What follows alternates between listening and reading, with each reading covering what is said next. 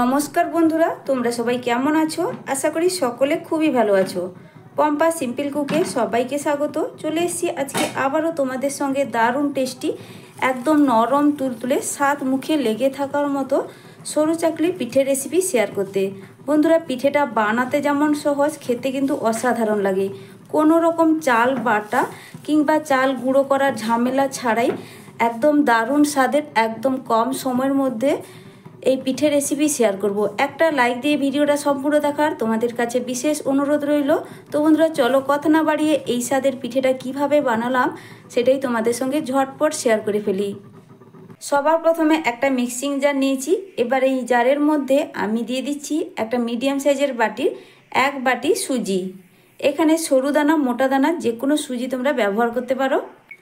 তারপরে সুজির মধ্যে দিয়ে দিচ্ছি ওই একই বাটির 1 বাটি জল। এবার একটা চামচ দিয়ে ভালো করে একটু মিশিয়ে নিয়ে ঢাকা দিয়ে এটাকে খুব সুন্দর একটা মিহি পেস্ট করে আনতে হবে।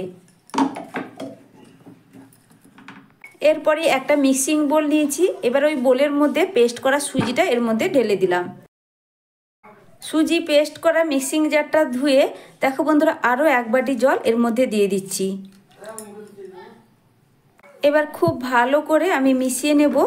এখন বর্তমান আমি 1 বাটি সুজির জন্য 2 বাটি জল ব্যবহার করে নিলাম। মানে পেস্ট করার সময় 1 বাটি জল দিয়েছিলাম, আবারও 1 বাটি জল দিয়ে ভালো করে মিশিয়ে নিচ্ছি। যদি প্রয়োজন মনে হয় বন্ধুরা, পরে কিন্তু আরও একটু জল ব্যবহার করব। এই মুহূর্তে জল আর দিচ্ছি না। আমার চ্যানেলে নতুন বন্ধু পুরনো বন্ধু সবাইকে স্বাগত। তোমাদের জন্য অনেকটা ভালোবাসা বন্ধুরা। তোমরাও আমাকে ভালোবাসা দিয়ে আমার পাশে থেকো। আর রেসিপিটা সম্পূর্ণ দেখার তোমাদের কাছে বিশেষ অনুরোধ রইল। একটা লাইক দিয়ে আর সুন্দর একটা কমেন্ট করতে ভুলবে না বন্ধুরা, আমার এই আজকের রেসিপি যদি তোমাদের ভালো লাগে। তো পুরোটা দেখার পর আশা করছি তোমাদের খুবই ভালো লাগবে। একদম ঝটপট হাতের কাছে থাকা উপকরণ নিয়ে কিন্তু এই পিঠেটা রেডি হয়ে যায়। খেতে কিন্তু অসাধারণ লাগে, মুখে স্বাদ লেগে থাকার মতো। তারপরেই দেখো বন্ধুরা, আমি এখানে দিয়ে দিচ্ছি কিছুটা পরিমাণ কোরানো নারকেল। অবশ্যই এই পিঠের মধ্যে কোরানো নারকেলটা ব্যবহার করবে, তাতে দেখবে পিঠের স্বাদটা কিন্তু অনেকটাই বেড়ে যাবে। এবার দেখো বন্ধুরা, পিঠের মধ্যে মূল উপকরণ মিশিয়ে নিচ্ছি, যার জন্য পিঠের স্বাদ অনেকটাই বেড়ে যাবে। আর শীতের সময় এই রকম গুড় দিয়ে পিঠের খেতে কিন্তু দুর্দান্ত লাগে বন্ধুরা। দেখো, খেজুরের গুড় এখানে নিয়ে নিয়েছি, আর আমি এখানে 2 টেবিল চামচ খেজুরের গুড় ব্যবহার করলাম। অসাধারণ লাগে বন্ধুরা। আজকে আমি একটা সরু চাকলির পিঠে রেসিপি শেয়ার করছি, যেটা এই খেজুরের গুড় দিয়ে আর সুজি দিয়ে বানিয়ে দেখাচ্ছি। অসম্ভব মজার লাগে এই পিঠেটা খেতে। কোনো রকম চাল গুঁড়ো কিংবা চাল বাটার ঝামেলা ছাড়াই কিন্তু সুজি দিয়ে দারুণ স্বাদের কিন্তু পিঠে রেসিপিটা। অবশ্যই বাড়িতে বানিয়ে খেয়ে দেখে বন্ধুরা, আমার মতো তোমাদেরও কিন্তু ভীষণ ভালো লাগবে। তো তারপরে দিয়ে দিলাম স্বাদ মতো লবণ। এবার খুব ভালো করে আবারও মিশিয়ে নেব। মানে গুড়টা নারকেলটা খুব ভালো করে এখানে সুজির সঙ্গে মিশিয়ে নিতে হবে।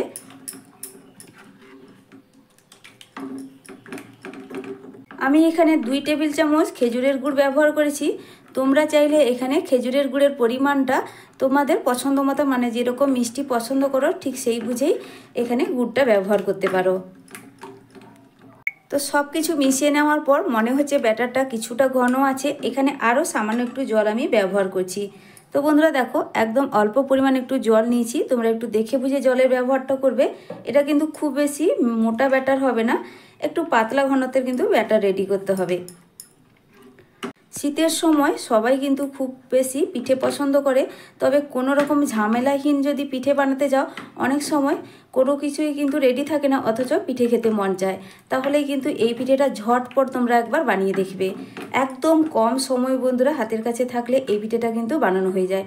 খুব ভালো করে এখন মেশানো হয়ে গেছে। ব্যাটারের ঘনত্বটা একটু আবারও তুলে দেখাচ্ছি। দেখো বন্ধুরা, ঠিক এই ঘনত্বের ব্যাটার রেডি করতে হবে।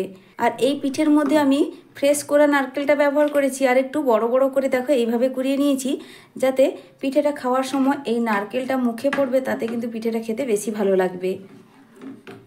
চলো এবার ঝটপট তোমাদেরকে পিঠেটা বানিয়ে দেখিয়ে দিই। তো ব্যাটারটা তো একদম রেডি, এবার তোমাদেরকে ঝটপট পিঠেটা বানিয়ে দেখাবো। তার আগে পিঠের জন্য আরও একটা কাজ রেডি করতে হবে, তো সেটাই তোমাদের দেখাই।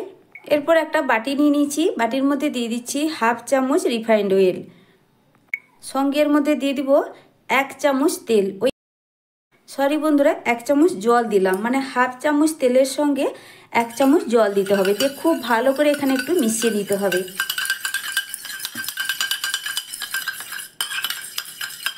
দেখো বন্ধুরা খুব ভালো করে মিশিয়ে নিয়েছি, একটা ক্রিমের মতো করে রেডি হয়েছে। ঠিক এইভাবেই কিন্তু রেডি করতে হবে, আর এটা কিন্তু পিঠে বানানোর ক্ষেত্রে কাজে লাগবে। তাহলে চলো এবার পিঠেটা বানিয়ে দেখাচ্ছি।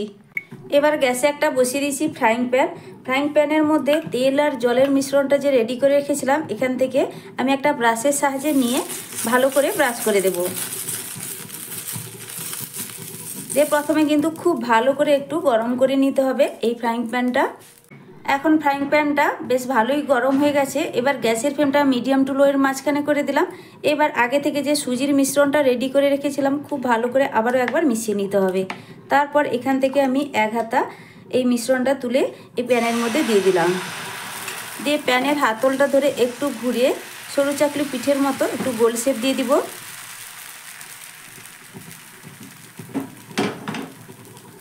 দেওয়ার সাথে সাথেই দেখো বন্ধুরা ওপরের দিকটা শুকনো ভাব হতে শুরু করেছে। কোনো রকম ঢাকা দেওয়ার প্রয়োজন নেই, তবে তোমরা চাইলে একটু ঢাকাও দিতে পারো। আমি কিন্তু এখানে কোনো রকম ঢাকা দিচ্ছি না। দেখবে খুব সুন্দর করে সাইডটা ছেড়ে দিবে কয়েক সেকেন্ডের মধ্যে। দেখো বন্ধুরা সাইডটাও ছেড়ে দিয়েছে আর পুরোপুরি কিন্তু উপরের দিকটা শুকনো ভাব হয়ে গেছে। এবার পিঠেটাকে তুলে নেব। খুব সহজেই কিন্তু পিঠেটা উঠেও যাবে। দেখো বন্ধুরা কোনো রকম ঝামেলা নেই এই পিঠেটা তুলতে। আমি এবার এটাকে ভাঁজ দিয়ে তুলে নিচ্ছি।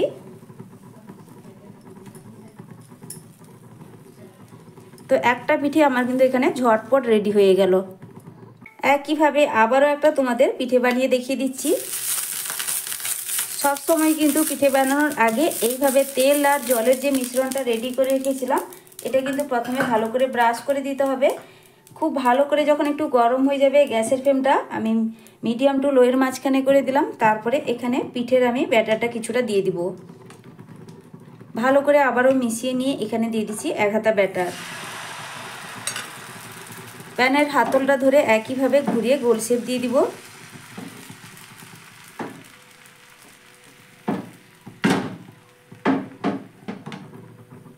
এবার অপেক্ষা করছি পিঠের উপরের দিকটা পুরোপুরি ভালোভাবে যতক্ষণ না পর্যন্ত শুকিয়ে যাচ্ছে।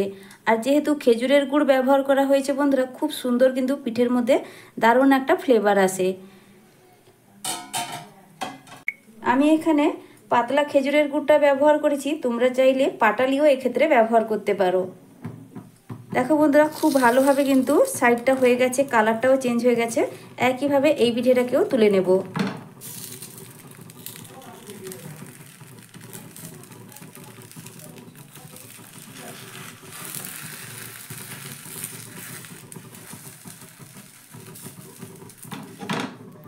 দেখো বন্ধুরা ঝটপট কিন্তু আবার একটা পিঠে রেডি হয়ে গেল।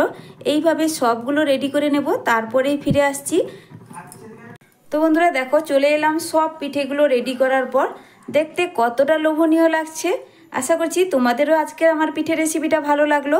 সঙ্গে আমি পিঠেটা পরিবেশন করেছি, কিছুটা পরিমাণ খেজুরের গুড় নিয়েছি আর নিয়েছি ফ্রেশ নারকেল কোড়া। নারকেল কোড়া কিংবা গুড় দিয়ে এই পিঠেগুলো খেতে কিন্তু দুর্দান্ত লাগে। তবে তোমরা চাইলে এখানে শুধু মুখেও পিঠেগুলো খেতে পারো। কতটা নরম তুলতুলে হয়েছে দেখো বন্ধুরা, হাতের মুঠোর মধ্যেই কিন্তু থেকে যাবে। এটা এতটাই পাতলা এবং নরম তুলতুলে।